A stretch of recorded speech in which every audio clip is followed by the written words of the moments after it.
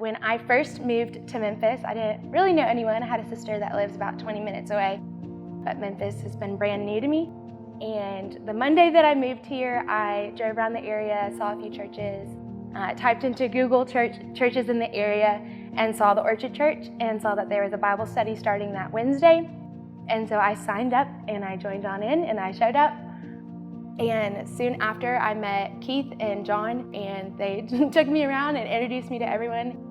I got names and phone numbers and people telling me they were wanting to welcome me into their home, welcome me into their life, into their community. And I have been visiting Orchard ever since. What's really stood out to me about the Orchard is I moved from a church family that was super close-knit, and they were my people and they were my home. And so leaving that community was really difficult. And it was really nerve-wracking to think that I was ever going to find that again and find another church community where I would feel welcomed and that I could feel like I could serve and that I feel like I could find my people again, find my family.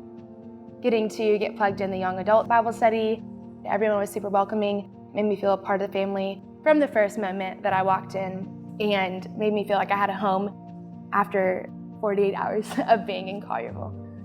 And I think that's what stood out to me the most about Orchard and why I've kept coming back, is because it's a family and it's a community of people who are invested in not just seeing you come to church on Sunday, but getting to do life with you. There's been like a new sort of sweetness found in the fact that we can count it all joy, to find joy in trials. Like as a younger believer, when you hear count it all joys to face trials, it kind of is a little uncomfy, you know, you're like, I don't know if that's joyful, I don't know if I want to face trials.